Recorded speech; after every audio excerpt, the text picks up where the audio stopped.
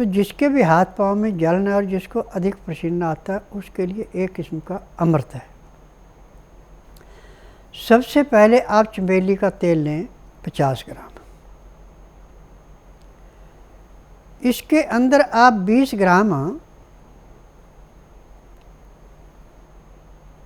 अमृत धारा मिला दें। अब ये 70 ग्राम दोनों चीज़ें बन गई हैं। अब इसके अंदर चाहे आप 30 ग्राम डालें चाहे 20 ग्राम डालें, सरसों का तेल डालना, परंतु प्योर सरसों का होना चाहिए, मिलावट नहीं होनी चाहिए उसमें।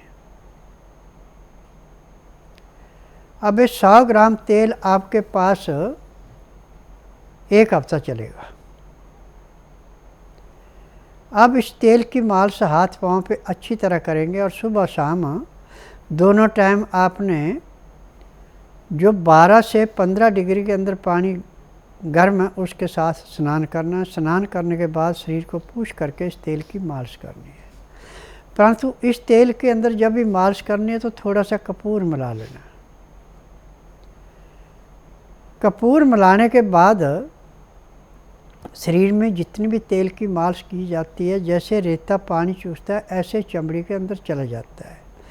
कपूर के अंदर ताकत है कि ये शरीर के जो भी हमारे बाल हैं इनके साथ जो छिद्र होते हैं इससे अंदर ऐसे रचता है ये जैसे रेते पे पानी की बूंद डालने से रेता चूसता है, ऐसे ये शरीर को चूस लेता है इसको। और जिसको भयंकर जलन होती थी, ठंडे पानी में डालते थे, बर्फ़ रखते थे, उनकी एक ही दिन में उसके ऊपर कंट्रोल हो जाता है। और जिनको भयंकर पसीना आता था वो आना बंद हो जाता है। परंतु यह क्रिया 1 घंटा सुबह 1 घंटा शाम को करनी पड़ती है। फिर दूसरा उपचार है इसका इमली का। 10 ग्राम इमली रात को मिट्टी के बर्तन में या कांच के बर्तन में या चीनी मिट्टी के बर्तन में भिगो दें, करीब 150 ग्राम पानी में। सुबह उठ के उसको अच्छी तरह मसल के छान लें। छानने के बाद उसके अंदर शक्कर गुड़ वाली या गुड़ बिना मसाले का डाल के इसका शरबत बना लें। अब इस शरबत को पीने में आप कम से कम 20 मिनट का समय लें।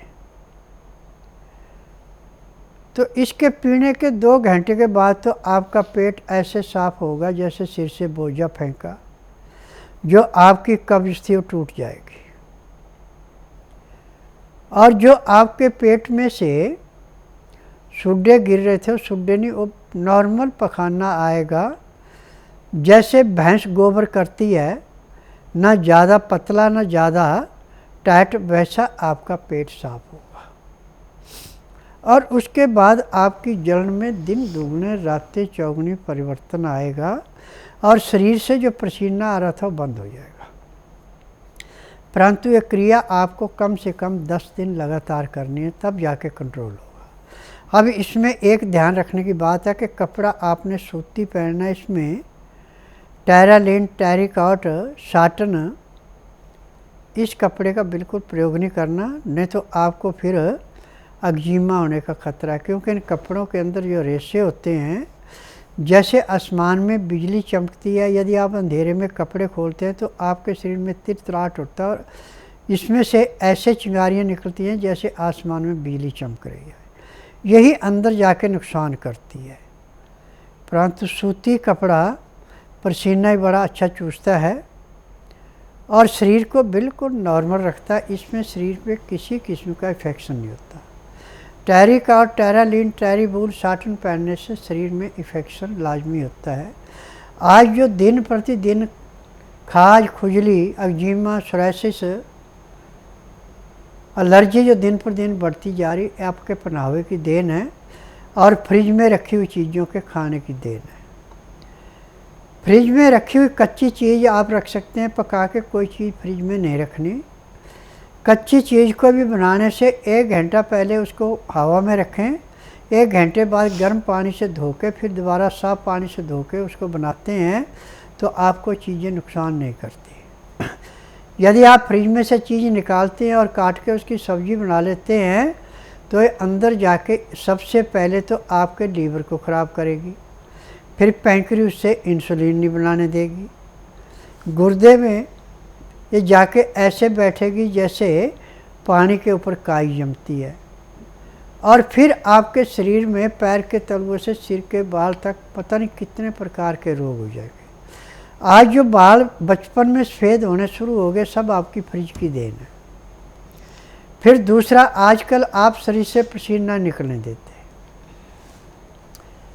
सर्दी गर्मी कोई भी मौसम में पसीना आना बहुत आवश्यक है। काम करते समय तो सर्दियों में ही पसीना आता है, गर्मियों में अभी आप खाना भी खा रहे हैं तो खाना खाते समय भी पसीना आता है, परंतु जब आप एसी में बैठ के खाना खाएंगे या पंखे के नीचे बैठ के खाना खाएंगे तो आपके शरीर में पसीना नहीं आएगा। गर्मी में पसीना आना एक किस्म का अमृत है। जितना आपको खाना खाते समय काम करते समय पसीना ज़्यादा आएगा और जितना आप नवाया पानी नींबू वाला ज़्यादा से ज़्यादा पिएंगे, काला नमक काली मिर्च डाल के पिएंगे, उतने ही आपको रोगों से मुक्ति मिलेगी। परंतु यदि आप ठंडा पानी या फ्रिज का रखा हुआ पानी पीते हैं तो आपको रोगों से कोई बचा नहीं सकता।